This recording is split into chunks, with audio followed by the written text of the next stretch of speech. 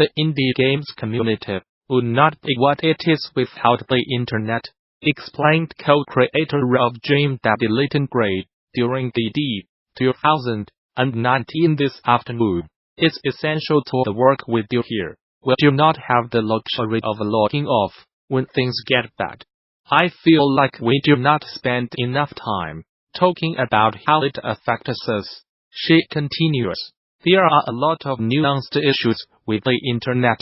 If things get too negative ahead, the solution is not as simple as logging off and drowning out the noise. Indie developers rely on the internet to market their games and promote themselves, so the accessibility of the platform is both a blessing and a curse. Sometimes when your game gets really successful, it breaks your brain a little bit. Gray goes on to illustrate how, after the unexpected success of Dream Daddy, she experienced a nervous breakdown, which caused her to reevaluate her relationship with the internet. After announcing the game initially on Twitter, there was an onslaught of both positive and negative reception over the reveal. It's not a great idea to read everything. The issue was that we had not finished a QA-D game, with the added pressure of amassing a huge Twitter following, several articles being published, and some controversy around the subject matter. Gray admits that it was hard to handle. The people who I wanted to get excited about the game would criticize it. Because the game was not finished, it was all speculation. We wanted to let the game speak for itself. When you have thousands of people piling on with thousands of takes, all at once all the time, it's overwhelming as hell and it hurts. I felt like I was letting my community down. After 2 delays, lots of stress, and convincing herself she had built of internet, Dream Daddy was finally released, and the next morning, Dream Daddy was the top seller on Steam. The combination of crunch and the internet caused lots of stress on Gray's mental and physical health.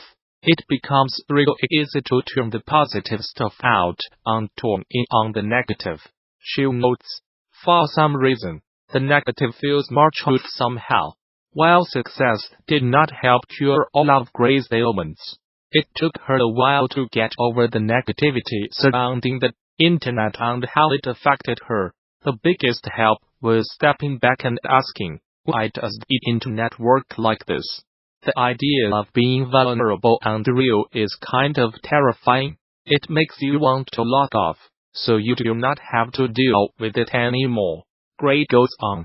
Plus, no dev wants to admit that negativity or anger worked into getting them to escape the internet. If we have kids who are afraid of being dumped by their own community, we have failed. No one is immune from criticism, but the way we have these discussions matter. Hot takes are not productive. Twitter should be used to facilitate conversation, and any tools can be used for good or bad. There is a lot of value in work that fails. It's a collective learning experience. We need to use these tools and the power of our attention responsibly. We need to take the internet and how it affects us seriously. It has consequences. In closing, Gray says that the internet cannot just be weighed off as being a bad place, and that there needs to be compassion and empathy among developers who use the internet on a consistent basis. In this article, I am going to seek to elucidate a theory of how players' actions operate in the context of strategy games, mostly in a competitive setting, though I think it also applies to single player, a co-op as well. Specifically, I am looking at how games roles direct player action into one of 4 interrelated categories of action, which I am calling preparatory actions, anticipatory actions, direct actions, and reactionary actions. I'll take a look at each category separately, using examples across a range of games, and then talk about how these relate to one another. and where I feel existing game design could do a better job of providing a more rewarding experience. Resource harvesting and building production structures are examples of preparatory actions. You are gearing up for the real fight later on. Most strategy game design leads players to focus intensely on the first category of action. Preparatory actions are exactly what they sound like. They are the player preparing for something to happen. Building up your economy, training workers, building refineries, a manufacturing base, building production structures, researching tech upgrades, and building out your army are preparatory actions. For this, benefits are often not immediate and may take minutes of careful management to build up to a payoff, a better game position. You are building up towards being able to push out your army or to fend off the enemy's big attack. You are preparing to pull out your death ball, your super unit or super weapon. You are spending time and mental energy towards the goal of making something happen. These are incremental actions with a long payoff.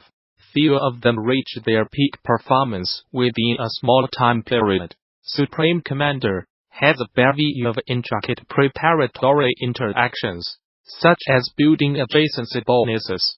These are the actions that players really seem to tend to enjoy on average.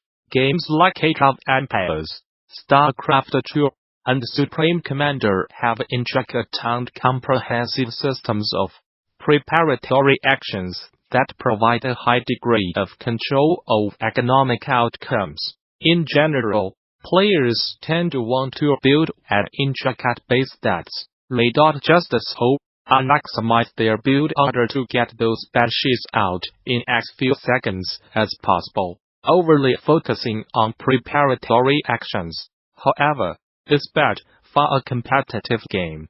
Just ask Grey Goo, a forged battalion. Grey Goo's gameplay is really loaded towards a gradual ramp-up to a large army. Once you are in the middle of a battle, you do not really have a lot of tools to react to your opponent's actions, or manipulate the battle in meaningful ways beyond backing off and trying not to lose too much of your army. Winning a Grey Goo match comes down, more often than not, to your ability to maintain and expand that income to support army replenishment. Incorporated Oman manufacturing ran supreme, to the game's detriment.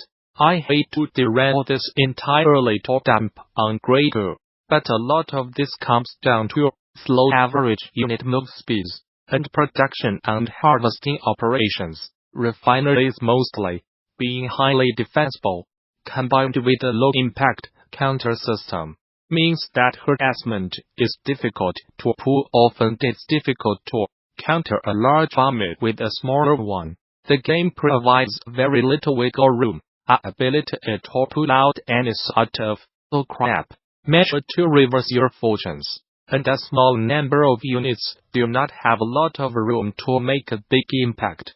Contrast this with StarCraft 2, where a single uncontained infestor, an oracle, can mulch an entire base's worth of income.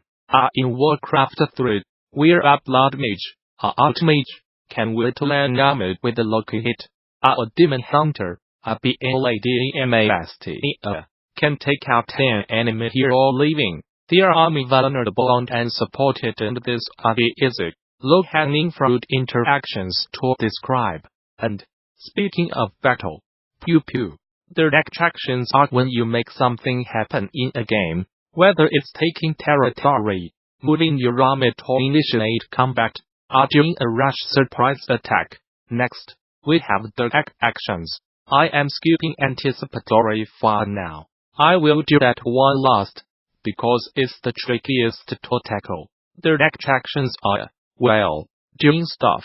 The attractions are proactive, aggressive actions you take in the game, scouting your opponent, trying to cut off their supply line, sniping their workers to flow their economy, or doing a push with your army, are primarily examples of actions that fall into this category. even moving your army to a tactically advantageous position, undercut of your opponent from part of the map would count as direct actions. For instance, if in Age of Empires you scout your opponent, sending an attack force in your direction, you might want to manipulate your forces to be ready for their likely attack point, an anticipatory action. You might also want to change from a more economic-focused boom economy towards maximizing your army, beginning a chain of preparatory actions to deal with your enemies' evident aggression that would overwhelm you if you do not have a large enough army to deal with it. Sending a counter-attack force to hinder their economy while they are attempting to destroy your infrastructure would be an example of direct action. Direct actions are, by and large, what the preparatory actions are preparing for. First, attacking to a half-track in company of heroes to catch your opponent off guard without a counter. Getting those Dark Templar out, StarCraft 2, and into your enemy's base before they get detection. These are the direct actions you are taking to swing the course of the game. Like the name says, these actions are often pretty transitory. In many cases,